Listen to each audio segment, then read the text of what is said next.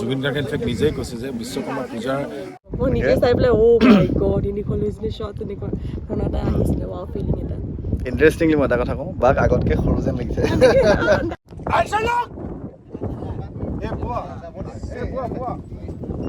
মই উঠিলোঁ নহয় ইফালে পানী আছিলে মই বাগৰি মৰ্ণিং এভৰিৱান এটা নতুন ভিডিঅ'লৈ সকলোকে স্বাগতম জনাইছোঁ আৰু আজিৰ ভিডিঅ'টো খুব স্পেচিয়েল হ'বলৈ গৈ আছে গতিকে বলক ভিডিঅ' আৰম্ভ কৰোঁ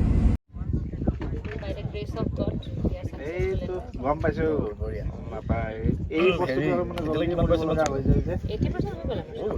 আচ্ছা মানে অক্টোবৰত চিয়'ৰ পাৰিব ৰিলিজ 27 অক্টোবৰ ভাবি থৈছোঁ মই নিজে ভাবি থৈছোঁ আৰু দুৰ্গা পূজাৰ দুদিনৰ পিছত ৰত্নাকৰো এৰিছিলোঁ এইখনো ৰাঘৱৰ শ্বুটিং হৈ আছে পানী খেতিত আৰু খুব ডাঙৰ এটা ছেট দেখিছোঁ গতিকে কেনেকুৱা এক্সপেক্টেশ্যন কেনেকুৱা হ'ব চিনেমাখন ভাল লাগিছে আচলতে কামখিনি লাহে লাহে এতিয়া শেষ পৰ্যায় পাইছেহি সেইকাৰণে বেছি ভাল লাগিছে আৰু ভাবা মতেই কামখিনি ওলাইছে কিছু কিছু জেগাত ভাবাতকৈও বেছি ভালকৈ ওলাইছে ভগৱানৰ কৃপাত আৰু সঁচা এটা সুন্দৰ অভিজ্ঞতা কাৰণ প্ৰতিখন চিনেমাই বহুত নতুন নতুন অভিজ্ঞতা নতুন নতুন কথা শিকায় ৰত্নাকৰতকৈ ৰাঘৱ বেলেগ আৰু মই আশা কৰিছোঁ ৰাঘৱখনে দৰ্শকৰ মনত এটা পৰম তৃপ্তি পৰম আনন্দ দিব কাৰণ কিছু কিছু জেগাত কিছু দৃশ্যাংকন এনেকুৱা হৈছে যিটো বস্তু অসমীয়া চিনেমাত আগতে কেতিয়াও হোৱা নাই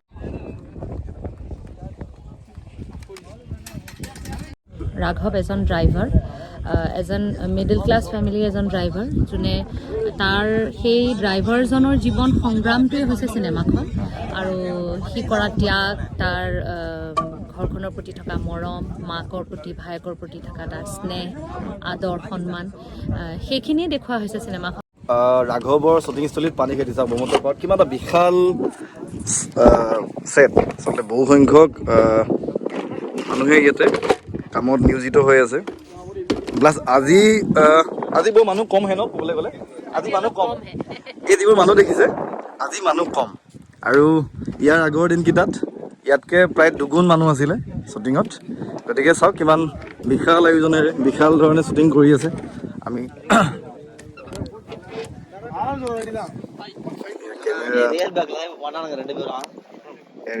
কেমেৰা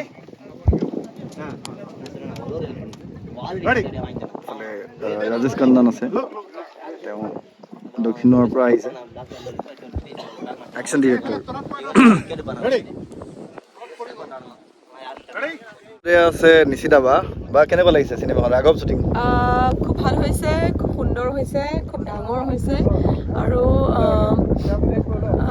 ভাল চিনেমাখন চাই সকলোৱে ভাল পাব কাৰণ টেকনিকেলি খুব যিমান পাৰে শক্তিশালী কৰিব যত্ন কৰিছে ছবিখনত আৰু এতিয়া দেখিছাই কিমান কষ্ট কৰিছে চবেই আমাৰ ইউনিটত প্ৰায় 100তকৈ বেছি মানুহ আছে সকলোৱে কষ্ট কৰিছে আৰু বাহিৰৰ পৰা কেমেৰা আনিছে বাহিৰত টীম এটা আহিছে গতিকে এবাৰ একশ্যনছ খুব সুন্দৰকৈ তেওঁলোকে একশ্যনৰ কাম কৰিছে ৰাঘৱ ভাল হ'ব মোৰ মতে মানুহে ভাল পাব এবাৰ ৰাইজে চাই পেলাই আৰু ৰত্নাকৰতকৈ মানে ৰত্নাকৰখনটো ভাল পাইছিলেই কিন্তু এবাৰ ৰত্নাকৰতকৈ যে ভাল পাব আমাৰ দৃঢ় বিশ্বাস কাৰণ খুব বেটাৰ মানে প্ৰতিবাৰে আমি যিমান পাৰোঁ নিজে নতুনত্ব কিছুমান ভৰাই পেলাই বেটাৰ হ'ব লাগিব নহয় গতিকে ৰাঘৱৰ সেইখিনি প্ৰচেষ্টা অব্যাহত আছে মানে ৰত্নাকৰ যিখিনি কৰিব পৰা নাছিলে সেইখিনি ৰাঘৱত কিন্তু কৰিছে গতিকে মোৰ নিজৰ এই ইমান ডাঙৰ টীমটোত মই এটা মানে পাৰ্ট হিচাপে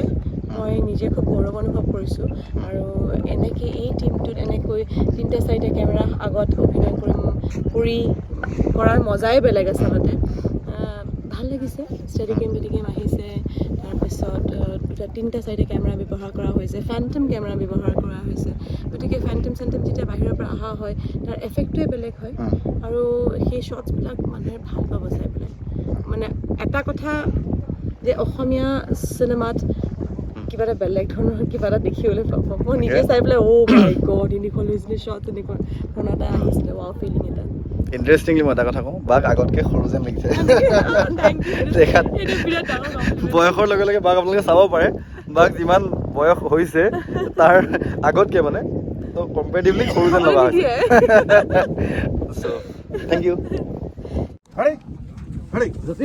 roll camera action move khada ho gaye আৰু এটা বস্তু মানুহে প্ৰায় জানিবলৈ বিচাৰে যে চিনেমা এখনৰ বক্স অফিচ আৰু বাজেট, গতিকে এই ৰাঘৱত বাজেট কিমান মান হ'ব পাৰে? ৰত্নাকৰো আমি প্ৰায় 1.5 কোটি টকাৰ ভিতৰত শেষ কৰিছিলোঁ আৰু ৰাঘৱকো সেই বাজেটৰ ভিতৰতে শেষ কৰিবলৈ চেষ্টা যদিও কৰিছিলোঁ, কিন্তু মোৰ লাগিছে ৰাঘৱ ইয়াতকৈ বেছি বাজেটৰ চিনেমা হ'ব, কাৰণ 2018 চনত কৰা চিনেমা আৰু 2022 চনত কৰা চিনেমাৰ মাজত বহুত ডিফাৰেঞ্চ আহিছে। এতিয়া প্ৰতিটো বস্তুৰ দাম বাঢ়িছে, গতিকে তথাপিও যথেষ্ট চেষ্টা কৰিছোঁ। 3 মাহ প্ৰি প্ৰডাকশ্যনত বহিছোঁ যাতে এটা টকাও ৱেষ্ট নহয়, যাতে ক'তো এটা টকাও আমাৰ বিনা কাৰণত খৰচ নহয়। সেইখিনিয়ে যথেষ্টখিনি আমাক সহায় কৰিছে প্ৰডাকশ্যনত, কাৰণ তেনেকুৱা ধৰণে আমি শ্বুটিংবিলাক প্লেন কৰিছোঁ আৰু যাতে সময়টো কম খৰচ হয়, অহা যোৱাৰ সময়টো কম খৰচ হয়, আৰু সেইখিনিত মই ভাবোঁ সেই কষ্টখিনিয়ে আমাক যথেষ্টখিনি সহায় কৰিছে বাজেট কিছু ধৰি ৰখাৰ ক্ষেত্ৰত। কিন্তু তথাপিও মই ভাবোঁ এখন ছবি আমি 1,80,00,000 মান টকাৰ ভিতৰত শেষ কৰিব পাৰিম বুলি মোৰ এটা আনুমানিক ধাৰণা। চাওঁ, তথাপিও কোনো ধৰণৰ কম্প্ৰমাইজ কৰা নাই, কোনো ধৰণৰ এটা সৰু বস্তু লৈ কম্প্ৰমাইজ কৰা নাই। চাওক কিমান এটা ডাঙৰ ছেট আৰু যথেষ্ট সংখ্যক মানুহে কাম কৰি আছে। এইফালে নিদাবা এছিষ্টেণ্ট ডিৰেক্টৰ।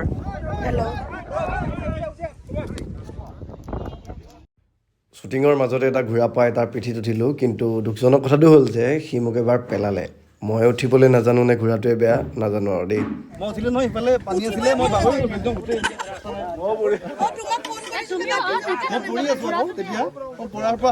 আপোনাৰ ৰত্নাকৰৰ পিছত ৰাঘৱ, চ' বহুত দেখিছে ডাঙৰ টিম, ডাঙৰকৈ কাম কৰি আছে, গতিকে কেনেকুৱা এক্সপেক্টেশ্যন বা কেনেকুৱা ধৰণে কাম কৰিছে অকণ ক'ব নেকি?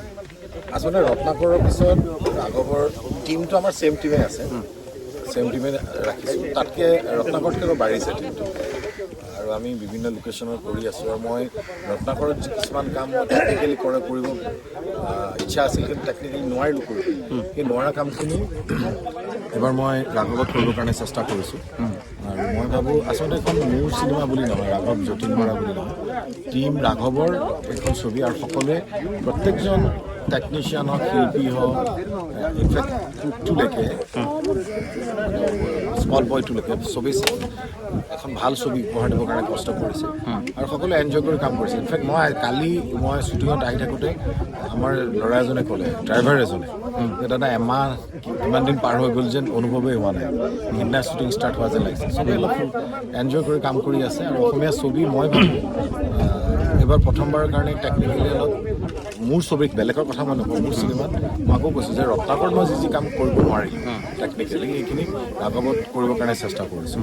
ৰাঘৱ অক্টোবৰত আহিব, আৰু গানখিনি নিশ্চয়কৈ খুব ভাল হ'ব। জুবিনদাৰ মিউজিক কৰিছে, জুবিনদাৰ মিউজিক প্ৰডিউচাৰ এণ্ড ডাইৰেক্টৰ, আৰু সিও সুন্দৰ গান দিছে। মই গানকেইটা আমি অতি সোনকালে, আমি এটা গানৰ শ্বুটিং হৈছে, বাকী এটা গানৰ শ্বুটিং আমি ষ্টাৰ্ট কৰিম, যিটো বিশ্বকৰ্মা পূজা।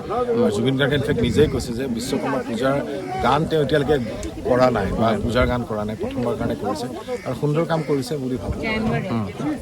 আৰু বিশেষকৈ আৰু ৰোমান্টিক গানটো আমি বাহিৰলৈ যাওঁ, ড্ৰামা পাৰ্টটো শেষ কৰি দিছোঁ। আজি ফাইটৰ ছিকুৱেঞ্চ এটা আছে, সেই ছিকুৱেঞ্চটো শেষ কৰি আমি ড্ৰামা পাৰ্টটো শেষ কৰি লাহে লাহে আমি গানৰ যিটো বিশ্বকৰ্মা গানৰ শ্বুটিং হ'ব, তাৰপিছত আমি গুচি যাম বাহিৰলৈ, কাশ্মীৰৰ বিভিন্ন লোকেশ্যনত আমি ৰোমান্টিক গানটো। আৰু একশ্যনৰ ক্ষেত্ৰত এইবাৰ আপোনাক অলপ ব্যতিক্ৰমকৈ আমি শুনি আছোঁ, প্ৰথম ফেণ্টম কেমেৰাত শ্বুট কৰিছে, বা ধৰক খুব ডাঙৰ ডাঙৰ এবাৰ একশ্যন কৰিছে। গতিকে মই এটা কথা কওঁ, একশ্যন বুলি ক'লে আগৰ পৰাই ভাইমন দাই মোক মণিপুৰে খুব ভালকৈ জানে, একশ্যন বুলি ক'লে মোৰ অলপ টেনশ্যন হৈ যায়, ভয় বা ৰিস্ক এটা থাকি যায়। আৰু মই I am not expert actually একশ্যনৰ কাৰণে, কিন্তু মই থেংকছ টু ৰাজেশ খান্নান, তোমালোকে ৰাজেশ খান্নানে ইণ্টাৰভিউ ল'বা, যিটো মানে সদায় ভয় কৰি থাকে ফাইট হ'লে, একশ্যন হ'লে, সেই মানুহটোক ইজি কৰাই দিছে একমাত্ৰ ৰাজেশ খান্নান। আৰু মই যিকোনো তেওঁ যিটো শিকায় সেইটো পিক আপ কৰিব পাৰোঁ যে, তথাপিও ভুল হয়। মানে দাদাই যেতিয়া শ্বুটিঙত থাকে, দাদাই তেতিয়া কোনো ধৰণৰ ইণ্টাৰভিউ নিদিয়ে। মই খুব কষ্ট কৰি পেলাই বয়ে কৈ দিয়াৰ কাৰণে দাদাই ইণ্টাৰভিউ দিছে, কিবাকৈ দুআষাৰ কৈছে, কিন্তু দাদাই কেৰেক্টাৰত সোমাই থাকে। সেইটো একচুৱেলি মানে এজন এক্টৰ হিচাপে, এজন অভিনেতা হিচাপে এইটো খুব এটা ভাল কথা। মানে তেনেকুৱা কথা নহয়, এটা মানে চিনটো, এতিয়া ধৰা এটা চিন আগবেলা 3টা চিনৰ মুডটোৰ কাৰণে আগবেলা 3টা শ্বট হ'ল, পিছবেলা এনেকৈ ধৰা শ্বট ডিভিজন যেতিয়া হৈ যায়, এই এটা চিনৰ মুডটো ৰাখিবৰ কাৰণে মোৰ কাৰণে অলপ দিগদাৰ হয়। আৰু এইবোৰ যে লাঠিবোৰ দেখিছে, এই চাউথৰ চিনেমাত যে ফাইটত ইউজ কৰে এইবোৰে লাঠিবোৰ একদম দক্ষিণৰ পৰা লৈ আহিছে। পূজাৰ পিছতে আহি আছে প্ৰায় 2 কোটি টকাৰ চিনেমা এখন ৰাঘৱ, আৰু 2 কোটি টকা হ'লেও ধৰক অসমীয়া চিনেমা 2 কোটি টকা, এখনতো বাহিৰত বনিলে বহুত কোটি টকা হৈ যাব। ডেফিনেটলি এবাৰ ফাইটখিনিত মানে ষ্টেণ্ডখিনি বহুত নতুনত্ব পাব, সেইটো মই একদম দৃঢ়তাৰে ক'ব পাৰোঁ। আৰু তেখেতেও খুব ছেটিছফাইড এবাৰ। তেখেতে নিজেও ৰাজেশ খান্নানজীয়ে কৈছে যে এবাৰ তেখেতো নিজে যথেষ্ট ছেটিছফাইড আৰু কৈছে যে ৰত্নাকৰত মই যিখিনি দেখুৱালোঁ তাতকৈ 10 টাইমছ বেটাৰ ফাইট এবাৰ ৰাঘৱত দেখাব। যিবোৰ হেভি ফাইটৰ শ্বুটিং সেইবোৰ দেখুওৱা হোৱা নাই, জাষ্ট ইয়াতে নৰ্মেল ফাইট শ্বুটিংখিনি দেখুওৱা হৈছে। বাকী আপোনালোকে হেভিখিনি চিনেমা হলত দেখিব। ৰাঘৱৰ শ্বুটিং স্থলীত দুপৰীয়াৰ আহাৰ খাই লওঁ।